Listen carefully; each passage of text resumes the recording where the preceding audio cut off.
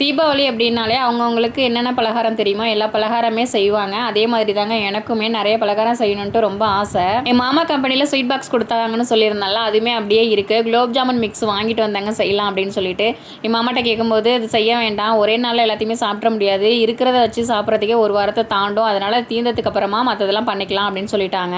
நான் செஞ்சதே முறுக்கு அதிரசம் மட்டும்தான், எனக்கு மனசே கேட்கலங்க, 2 மட்டும்தான் பண்ணியிருக்கமே அப்படின்ட்டு. ஏன்னா நான் நிறைய பிளான் வச்சுருந்தேன். அதுக்கப்புறம் இன்னைக்கு காராமுதியும் லட்டும் செய்யலாம் முடிவு பண்ணிட்டாங்க. காராமுதிக்கும் லட்டுக்கும் ரொம்ப பெரிய வித்தியாசமா இல்லைங்க, அதே மாவு தான். லட்டுக்கு லைட்டா வெந்துச்சு அப்படின்னா போதும், காராமுதிக்கு நல்லா வேகணும், அவ்வளோதாங்க. ஃபர்ஸ்ட் லட்டு பண்ணிடலாம் அப்படின்னு சொல்லிட்டு கடலை மாவு 1.5 கப் எடுத்திருந்தாங்க.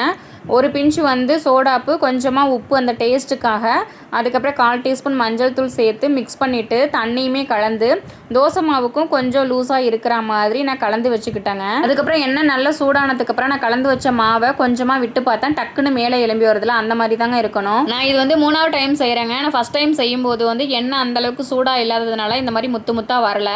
அதுக்கப்புறம் கொஞ்சம் கொஞ்சமாக நானே கற்றுக்கிட்டேன், அதனால தான் நான் உங்களுக்கு சொல்கிறேன். ஒரு துளி எடுத்து இப்படி போட்டிங்கன்னா டக்குன்னு மேலே எலும்பி வருது பார்த்தீங்களா, அந்த மாதிரி இருந்து நீங்கள் போட்டிங்க அப்படின்னா சூப்பராக வருங்க. வேகிறதுமே ஒரு 30 செகண்டை தாண்டக்கூடாது, ரொம்ப தாண்டிடுச்சு அப்படின்னா காராமுதி மாதிரி பொறன்னு ஆகிடும், லட்டு பிடிக்கிறதுக்கு வராதுங்க. ஃபுல்லாகவே நான் போட்டு எடுத்ததுக்கு அப்புறமா அதில் பாதி எடுத்து மிக்ஸி ஜாரில் இந்த மாதிரி நான் அரைச்சி வச்சுக்கிட்டேன். பாகு காய்ச்சினதை வீடியோவில் எடுக்கலைங்க, மறந்துட்டேன். 2 கப் கடலை மாவுக்கு 1/4 கப் சக்கரை, மூழ்கிற அளவுக்கு தண்ணி சேர்த்துட்டு 3 ஏலக்காய் இடித்து சேர்த்துக்கிட்டேங்க. அரை கம்பி பதம் வந்ததுக்கு அப்புறமா ஆஃப் பண்ணி தனியாக வச்சுட்டேன். நம்ம அந்த பூந்தியை சேர்க்கும் போது அந்த பாகு லைட்டாக சூடாக இருக்கணும். அப்புறமா அந்த அரைச்சி வச்சது அப்புறம் முழுசாக இருந்த பூந்தி எல்லாத்தையுமே ஒன்றா மிக்ஸ் பண்ணி கலந்து ஒரு ஓரமாக வச்சுக்கிட்டாங்க. எல்லாத்தையும் ஒன்றா மிக்ஸ் பண்ணதுக்கப்புறமா உடனே நம்ம லட்டு பிடிக்கக்கூடாது, ஒரு 1 மணி நேரமாவது ரெஸ்ட்டு கொடுக்கணும், அது உள்ளே நல்லா ஊறி வரணும், அதனால் ஓரமாக எடுத்து வச்சுட்டேன். அதுக்கப்புறமா நான் காராமுதி செய்ய ஸ்டார்ட் பண்ணிட்டேங்க.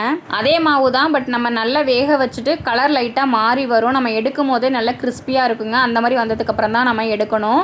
எடுத்ததுக்கு அப்புறமா ஸ்டவ் ஆஃப் பண்ணிவிட்டு பூண்டு இடித்து சேர்த்துருக்கேங்க. இடிச்சுட்டு அதுக்கப்புறம் கருவேப்பிலையுமே எண்ணெயில் நல்லா பொரிச்சிட்டு அதையுமே இது கூட சேர்த்துட்டு தேவையான அளவு உப்பு, ஏற்கனவே நான் மாவுலேயும் உப்பு சேர்த்துருக்கேன், இதில் கொஞ்சமாக உப்பு, மிளகுத்தூள், தனி மிளகாய்த்தூள், கொஞ்சமாக பெருங்காயத்தூள் சேர்த்துட்டு இந்த மாதிரி எல்லாத்தையுமே கலந்து வச்சுட்டா சூப்பராக காராமுதி ரெடி ஆகிடும். நான் 1 மணி நேரத்துக்கு 3 மணி நேரமே ரெஸ்ட் கொடுத்துட்டாங்க. நான் ஈவினிங் தாங்க லட்டு பிடிக்கவே ஸ்டார்ட் பண்ணேன். நெய்யில் முந்திரி திராட்சையை நல்லா வறுத்துட்டு நம்ம பாகில் பூந்தியை மிக்ஸ் பண்ணி வச்சுருந்தோம்ல, அதில் இதை கொட்டிட்டு நல்லா கலந்து விட்டுற வேண்டியது தான். அதுக்கப்புறமா கையில் கொஞ்சமாக நெய் அப்ளை பண்ணிவிட்டு நம்ம லட்டு பிடிச்சி வச்சிட வேண்டியது தாங்க. நான் லட்டுக்கு மட்டும் 1/4 கிலோ கடலை மாவு எடுத்திருந்தாங்க, அதுக்கு எனக்கு 23 லட்டு வந்துச்சுங்க.